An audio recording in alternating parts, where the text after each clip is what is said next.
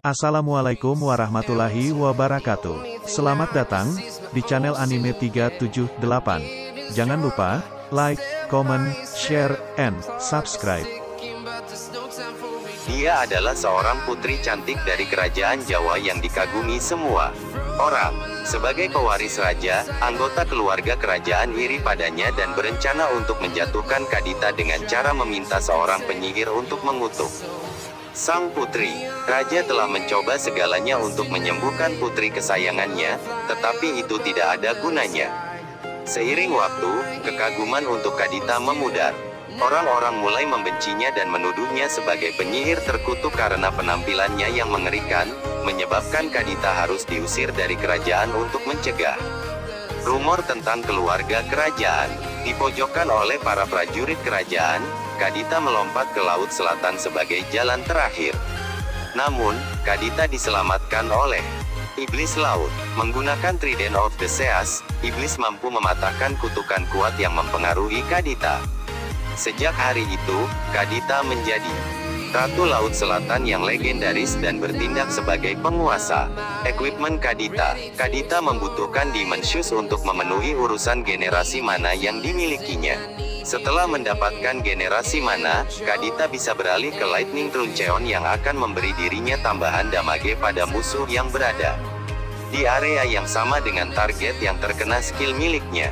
Setelah mendapatkan dua equipment utama, Kadita bisa membeli Fleeting Time untuk mengurangi cooldown ultimate miliknya dan Holy Crystal untuk memberikan efek Magic Penetration pada seluruh skill miliknya.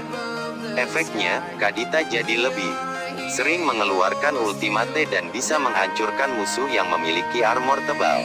Equipment lanjutan dari Kadita adalah Ice Queen One untuk memberikan efek slow tambahan dan Blood Wings untuk magic power yang lebih besar. Kelebihan Kadita. Kadita merupakan mage yang sangat kuat di early hingga mid game. Melalui kombinasi skill miliknya, Kadita bisa melumat hero-hero yang memiliki durability rendah hingga sedang langsung dari depan.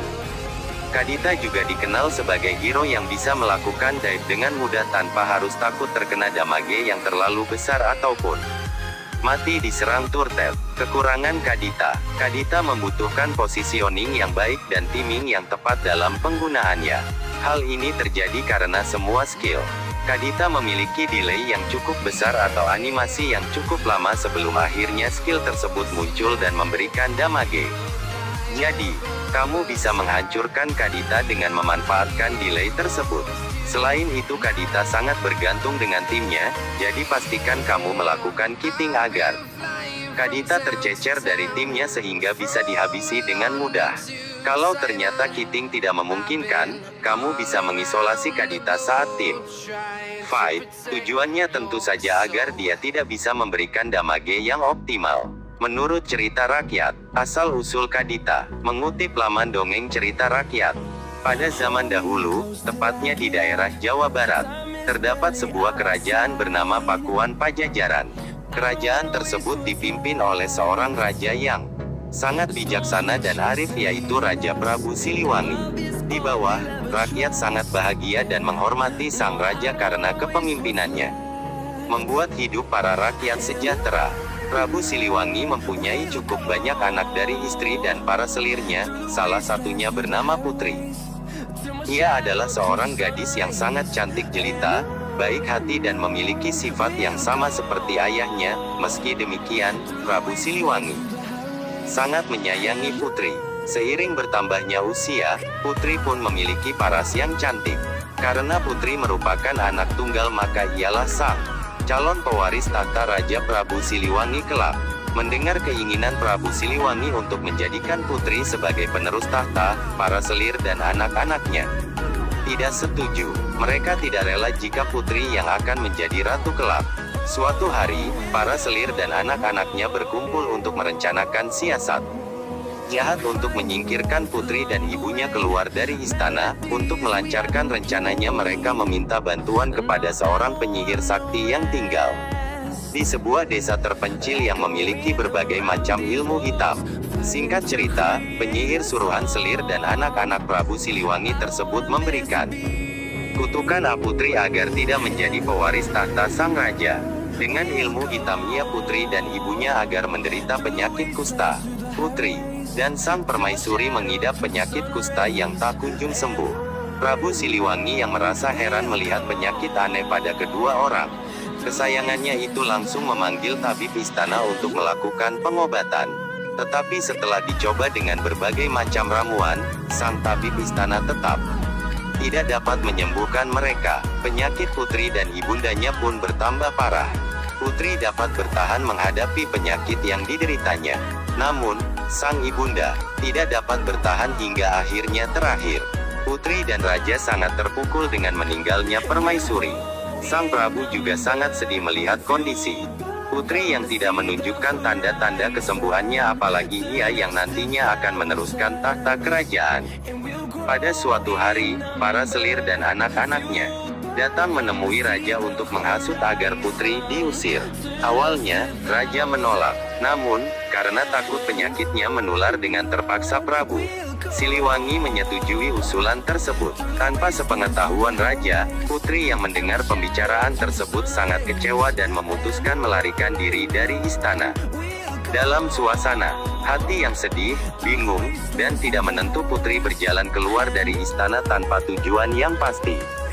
Selama berhari-hari ia berjalan tanpa arah hingga akhirnya tiba di pesisir pantai selatan Pulau Jawa yang memiliki banyak batu karang dan ombak besar. Di salah satu batu karang itu dia kemudian beristirahat hingga akhirnya tertidur karena kelelahan.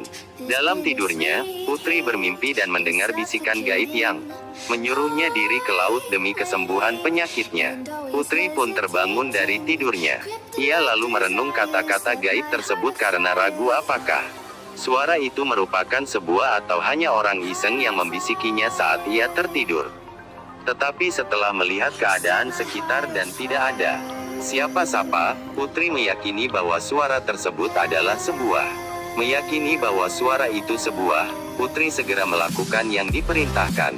Ajaibnya, ketika menyentuh air, seluruh tubuh putri yang dihinggapi borok berangsur-angsur hilang dan menjadi mulus kembali. Kesembuhan putri tidak membuatnya kembali ke istana. Dia lebih memilih untuk menetap di pantai selatan dan berbaur dengan penduduk sekitar yang sebagian besar berprofesi sebagai nelayan. Putri cantik, penguasa Laut Selatan. Sejak tinggal di pantai tersebut, putri pun sangat terkenal akan kecantikannya yang dimiliki. Banyak pangeran dari berbagai kerajaan yang ingin mempersunting dirinya. Hanya saja dari sekian banyak pangeran yang datang, putri sama sekali tidak tertarik. Sebagian mereka bahkan mundur karena syarat yang sangat sulit. Salah satunya adalah dengan mengadu di atas gelombang pantai di laut. Ternyata, dari sekian banyak lelaki yang beradu kesaktian, tak seorang pun mampu mengalahkan putri. Mereka akhirnya menjadi pengikut setia yang selalu mengawal sang putri ke manapun dia pergi. Sejak itulah, putri dikenal sebagai ratu penguasa Laut Selatan Pulau Jawa, yaitu Nyai Roro Kidul.